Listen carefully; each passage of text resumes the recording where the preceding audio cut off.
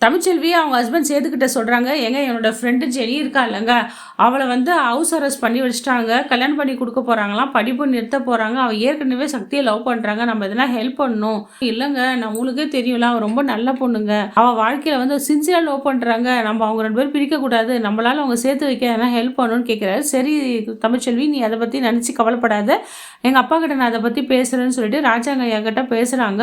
சபையில இருக்க சொல்லணும். இந்த விஷயத்த வந்து அவங்க அப்பாட்ட தனியா பேசக்கூடாதா?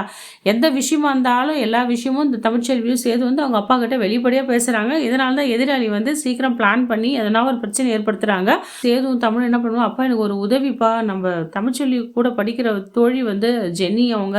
அவங்க ஒரு பையன லவ் பண்றாங்கப்பா. அவங்க வீட்ல அதுக்கு ஒத்துக்கல. நீங்க தான்ப்பா அவங்க கல்யாணத்த நடத்தி வைக்கணும்னு" சொல்லிட்டு அவங்க அப்பா கிட்ட சொல்றாங்க. இத கேட்ட ஈஸ்வரி வந்து, "இதெல்லாம் உனக்கு தப்பா தெரியலையா? அவரு ஒரு அமைச்சரா இருக்காரு. இந்த விஷயத்துலமா காதல் விவகாரத்தலாம் எப்படி மாமா தலையிட சொல்ற? இதெல்லாம் ரொம்ப தப்பு.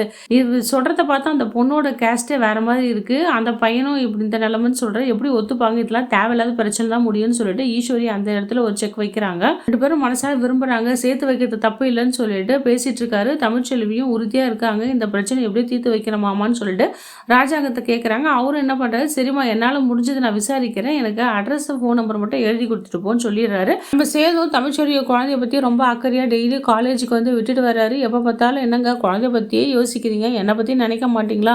வேலைக்கு வேலைக்கு சாப்பிடு. அப்பதான் குழந்தைக்கு நல்லது. நல்ல ஊட்டமான சத்துள்ள உணவெல்லாம் இருக்கு. சாப்பிடு. நீ நல்லா இருக்கணும். எதுவும் திங்க் பண்ணாத சொல்றீங்கல்ல. எப்ப பார்த்தாலும் குழந்தைய பத்தியே நீங்க நினைச்சிட்டு இருக்கீங்க. என்ன பத்தி நீங்க நினைக்கவே மாட்டீங்களான்னு" சொல்லிட்டு செல்லமா நம்ம தமிழ்ச்செல்வி சேது பார்த்து கேட்கறாங்க.